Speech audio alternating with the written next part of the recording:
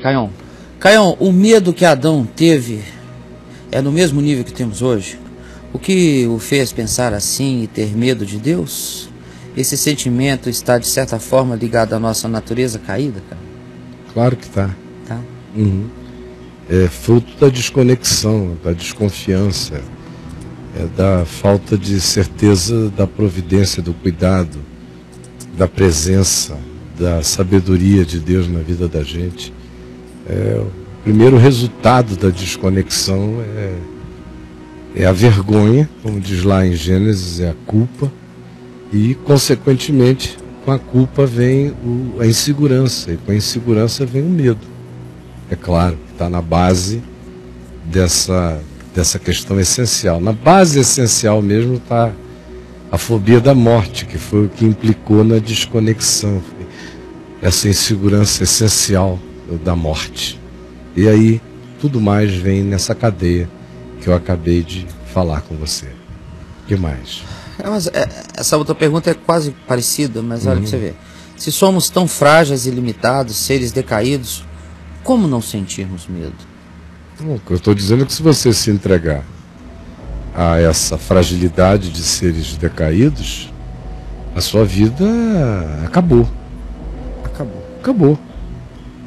Você for andar na sua disposição mental, ou você, para vencer o medo, vai se tornar um conquistador de obstáculos, vencer a sua insegurança básica.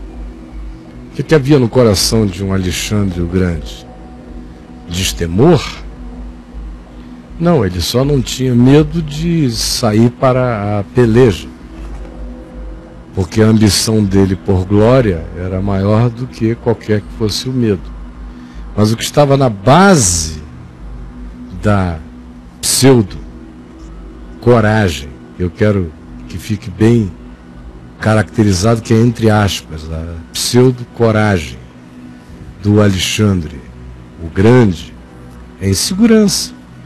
Como na base do ser de todo indivíduo que se apresenta como conquistador do mundo, o que existe é uma necessidade de significado profunda, uma insegurança em relação a ser quem é, que acaba se adoecendo contra a falta de significado, artificializando a significação do indivíduo pela via da conquista, ou do atrevimento, ou da audácia. Mas é a insegurança que está querendo comer significados para tapar o buraco da insegurança no coração. Ou você, nesse enfrentamento aí, na realidade do medo, ou tem uma reação desse tipo aqui, que não significa vitória sobre a insegurança, nem sobre o medo, ou então tem aqueles que se entregam ao fluxo. Como ele disse aí, já que somos seres decaídos, degradados e frágeis, então deixa a vida me levar, a vida leva eu. E aí se entregam a todo e qualquer fluxo. E o mundo vai ficando exatamente como o mundo está, porque a maioria é assim. Eles evocam o sentido de humanidade não como algo que os remeta para uma vitória sobre a sua desumanidade. Eles evocam o sentido de humanidade para justificar a desumanização humana. Ou seja, já que somos, já que nos tornamos, seria que ser a frase, degradados, isso e aquilo. Nos tornamos. Nos tornamos. E agora, o que fazer? Não é já que somos. Eu me tornei. Eu não sou. Eu sou Jesus. Isso eu sei que sou. Esse é o meu chamado. Ser homem é aquilo. Ser filho do homem é aquilo. Se tornar homem inteiro, integral, é como ele. Então, eu não era como ser humano, como me tornei. E em me tornando, não sou como determinei pela fé que serei. Porque pela fé eu determinei que vou andar segundo a minha vocação, que é tornar-me segundo Jesus, que é voltar a ser homem. Você não é homem. Eu não sou homem. Nosso amigo ali não é homem. Eu só conheço um homem. Jesus. Por isso é que o Diógenes de Atenas andava com aquela lâmpada na mão ao meio-dia, em Atenas, iluminando a cara dos homens e dos seres humanos, e o pessoal perguntava: o que procuras, Diógenes? E ele dizia: procura um homem. É uma imagem muito linda e uma denúncia terrível. Ao mesmo tempo em que no Diógenes ele não sabia quem era o homem. Não sabia. Aí não sabia, mas ele sabia que os humanos não eram homens mais. Sabia que não tinha. Eram projeções de sombra na caverna, mas não correspondiam à realidade. Sim. Não eram mais. Então ele está dizendo: olha, aqui não tem mais gente, não tem mais homem. Isso na Grécia, 2.500 anos atrás. Imagina o Diógenes hoje, andando pela praça. É que não ia encontrar nada mesmo. Não. Ia sair assustado. Meu Deus, só piora esse negócio. Porque a nossa desumanização é terrível. E esse espírito aí de Gabriela Cravo e Canela, de eu nasci assim, vou viver assim, vou morrer assim, sempre Gabriela. Sim. Essa aceitação serena da lei do karma, enquanto se samba: deixa a vida me levar, a vida leva eu. É uma maneira kármica de prosseguir sambando. É o que vai fazendo a maioria das pessoas não encontrarem a solução humana para as suas vidas. Porque eu me tornei isto. Mas agora que eu sei que eu me tornei um humano desumanizado, eu também aprendi que o meu processo de salvação é equivalente ao meu processo de reumanização na direção de me tornar segundo o Filho do Homem. Segundo Jesus. Esse é o meu chamado. Assim como o primeiro Adão, diz Paulo lá em Romanos 6, o primeiro Adão foi a minha derrota, e nele eu caí, e nos pecados dele eu caio, e as doenças dele eu repito. Como Paulo diz, eu pequei em Adão e também pequei à semelhança do pecado de Adão. Ou seja, não só eu pequei nele, mas eu pequei o pecado dele em mim, tornando o que ele fez cada vez menor perto do que eu faço, como homem. A comparação entre mim e Adão me faz um homem muito piorado em todos os sentidos da percepção de humanidade, de singeleza de humanidade, de conexão com a natureza, de tudo mais. Eu sou um boneco de plástico perto daquele indivíduo, mesmo nos primeiros dias da queda. Ele ainda estava muito mais conectado do que eu. Quando eu digo eu, é de todos nós, dessa geração, da minha, da sua, de todos nós. E Paulo diz em Romanos 6 que naquele Adão nós morremos, e que no segundo Adão, que é Jesus, a gente ressuscita. Aquele Adão era uma alma vivente. É por causa disso que, mesmo estando mortos em delitos e pecados, a gente continua funcional, como alma vivente. Mas Jesus afirmou que a funcionalidade das almas viventes, quando ele disse ao homem que disse: deixa-me primeiro sepultar o meu pai para te seguir, ele disse: deixa os mortos funcionais sepultarem os seus próprios mortos, deixa as almas viventes sepultarem as almas que morreram. Mas eu estou falando de uma outra dimensão. Você vem e prega comigo o reino de Deus, a vida eterna. Porque o movimento de almas viventes não é ainda o movimento da vida. A vida acontece quando nós, como almas viventes, que estávamos mortos em delitos e pecados, em burrice espiritual, em alienação espiritual, somos iluminados e cremos na luz de Jesus e do Evangelho e experimentamos a ressurreição do novo homem dentro do nosso coração. É quando o segundo Adão planta a sua semente e o homem começa a nascer dentro de mim. Que por enquanto sou macho, por enquanto não me desumanizei de todo, aí o Evangelho vem e planta a semente dele. Ou ainda que eu tenha me desumanizado quase que por completo. E se eu não trabalho contra essa semente, mas existe em mim um pedacinho de chão humano, ainda no coração, isso que Jesus chama de boa terra, é o chãozinho humano original.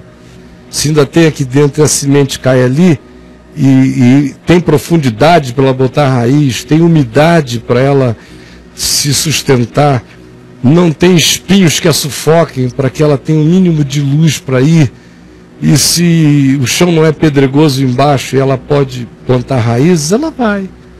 E aí começa a surgir a genuína conversão, a genuína regeneração, que vai ser sempre o desenvolver da salvação, vai ser sempre pegar-me no meu estado de degradação humana, de desumanização, de alienação, de insensibilidade, de burrice, de pecado, de estupidez, de entupimento, de emburrecimento, de morte, de insensibilidade em todos os níveis. E quem está no estado não percebe. Porque a gente leproso sente menos, a gente no estado vai se habituando à condição da doença e vai perdendo a sensibilidade de como está. A caatinga não lavada é incorporada ao olfato do mal cheiroso. Você não percebe, mas vai ficando nesse estado. Mas se o Evangelho encontra um cantinho e ele começa a florescer aí, a viagem da reconstrução só tem uma direção. A direção dela é Jesus, é o Filho do Homem. Eu fui encontrado, em que estado tenha sido encontrado, para que o Evangelho me jesusifique. E para que o Evangelho, crescendo em mim, vá me jesusificando na história e eu vá ficando cada vez mais um homem do Filho do Homem, cada vez mais Jesus, sendo discípulo dele, e andando nele e absorvendo-o na minha mente, nos meus pensamentos, na minha natureza, nos meus sentimentos, nas minhas emoções, obedecendo o Evangelho e colocando em prática, e a salvação se desenvolvendo em mim, porque o desenvolvimento da salvação é me tornar um homem. A minha salvação é sair desse estado de Adão caído e me tornar homem segundo o Filho do Homem, o segundo Adão, o segundo Jesus. É nessa direção que eu estou andando. Já estou justificado pela fé, porque eu criei, a graça me justificou, eu sei que Jesus é a minha justiça, e essa fé é que me estimula nesse caminho de amor constrangido pela graça que me perdoou de graça, a caminhar não na imitação de Jesus, mas na absorção de Jesus. Eu não sou chamado a imitar Jesus, a olhar para fora e imitá-lo, não. É a me tornar Ele, a mente de Cristo, como Paulo disse. Eu sou parte do corpo de Cristo, eu vou entrando nele, eu vou me tornando um dom da vida segundo Ele, eu vou me tornando uma expressão dele. Os meus sentimentos são chamados a serem conforme os sentimentos que houve também em Cristo Jesus. O chamado é todo na direção de que eu me torne como Jesus. E não entregue a qualquer que tenha sido a bagaça do primeiro Adão. Então, meu amigo, você que disse isso aqui, precisa acordar-se, porque essa é a desculpa do indivíduo que olha de fora do elevador e não mete a mão na massa para fazer coisa alguma, pelo seu próprio ser. É um indivíduo que se vê em estado de degradação e não faz nada a respeito. Antes, aceita de modo passivo essa condição, como se ser humano fosse ser isso. Quando ser humano é ser como Jesus. Aí você diz, isso é impossível? Não, ele era humano mesmo. Deus se encarnou para mostrar para a gente que a vida humana é possível. É possível até para Deus encarnado. que essa aqui é a grande dificuldade, a insolúvel e misteriosa dificuldade, esse que é o grande absurdo, e foi possível para Deus.